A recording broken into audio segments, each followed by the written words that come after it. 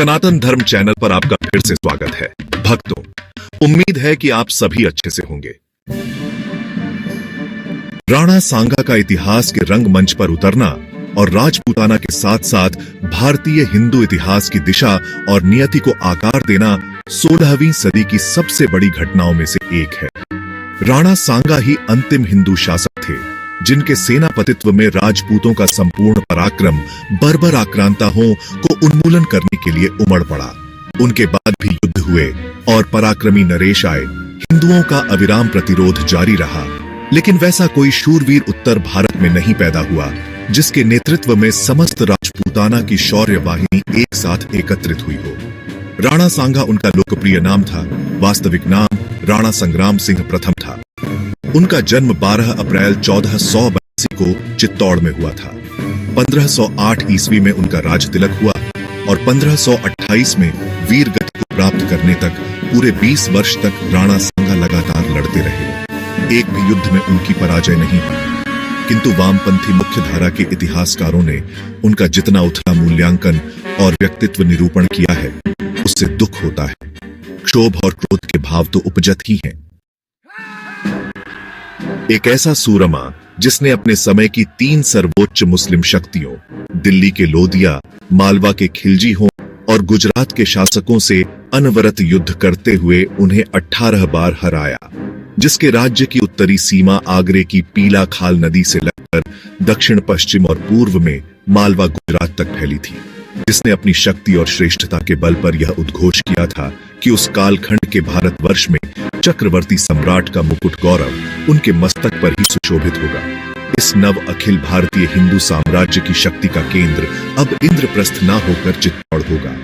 किंतु दुर्भाग्य, राणा सांगा ने मालवा के खिलजी शासक महमूद खिलजी को न केवल युद्ध क्षेत्र में मर्द किया, अपितु उसे 4 माह तक चित्तौड़ में कैद करके भी रखा। इब्राहिम लोदी को बकरोल और गठली के युद्ध में उन्होंने ध्वस्त कर दिया था।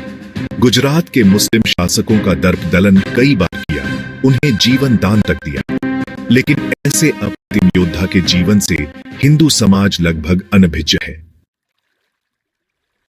मक्कार वामपंथी इतिहासकारों की तुलना में महाराणा सांगा और हिंदू जाति के स्वप्न को बाधित कर देने वाला उनका परम शत्रु बाबर लाख गुना ईमानदारी दर्शाते हुए उनके व्यक्तित्व का निरूपण अपनी आत्मकथा तुझ बाबरी में करता है।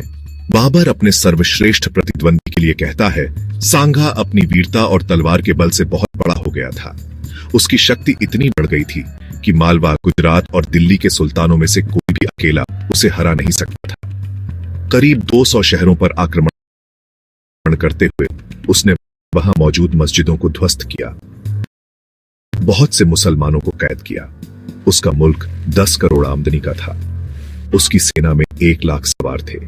उसके साथ 7 राजा, 9 रावत और 104 छोटे बड़े सरदार रहा करते थे। कर्नल जेम्स स्टड लिखता है कि अगर महासांगा के बाद उनके तीनों उत्तराधिकारी शासक रत्न सिंह द्वितीय, विक्रमजीत सिंह और उदय सिंह भी सांगा की तरह योग्य रहे होते तो मुगलों का शासन यानी इस्लामिक साम्राज्यवाद की पैठ भारतवर्ष में हो ही नहीं पाती।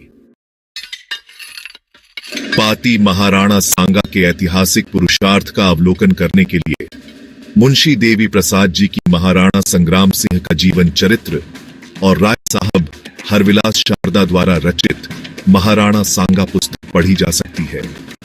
आश्चर्य है कि राणा सांगा केवल खानवा के युद्ध के लिए याद रखे गए हैं या उन्हें बाबर के हाथों एक पराजित सम्राट बनाकर रख दिया गया है। उस पराजय की भी अपनी विडंबना है। उस युद्ध में बाबर की सेना ने तोपों का प्रयोग किया था। इतिहास में इस बात पर सहमति है कि खानवा के युद्ध में बाबर के पास तोपें न होती तो उसकी सेना के लिए राणा सांगा का सामना करना असंभव था। बताते हैं कि खानवा के युद्ध से राणा सांगा को मूर्छित में युद्ध के मैदान से बाहर ले जाया गया था। तब उन्होंने शपथ ली थी कि जब तक बाबर को परास्त नहीं करूंगा, चित्तौड़ नहीं लौटूंगा। उन्होंने पगड़ी पहनना भी बंद कर दिया था। जब वह बाबर से बदला लेने की तैयारी कर रहे थे, तभी उनके सरदारों ने उन्हें जहर दे दिया। राणा सांगा का शौर्य भारत की हिंदू चेतना के लिए एक प्रेरणा है। एक आंख और एक हाथ न होने के बाद भी अपनी देह पर दर्जनों घाव लिए वह अपनी आस्था के नायक रहे, लगभग अद्वितीय, अन्यथम और अपराजेय। उम्मीद है कि इस वीडियो ने आपको उपयोगी जानकारी दी होगी। ऐसे ही और कंटेंट के लिए जुड़े रहे और हिंदू त्योहारों और परंपराओं की जानकारी से भरी मेरी दूसरी वीडियो भी जरूर देखें। अगली बार तक प्रेरित रहे और इस पूरे ट्रेंड के बारे में अपने विचार जरूर शेयर करें। अपनी राय नीचे कमेंट्स में बताएं। अगर आपको यह वीडियो 1% भी उपयोगी या जानकारीपूर्ण लगा हो तो कृपया इस वीडियो को लाइक करें, चैनल को सब्सक्राइब करें और इसे अपने दोस्तों के साथ शेयर करें। जहां भी हो सके एक स्टोरी जरूर पोस्ट करें, इससे बात फैलाने में मदद मिलेगी। अगले वीडियो में मिलते हैं। सुरक्षित रहें दोस्तों। जय सनातन धर्म, जय हनुमान, जय श्री राम।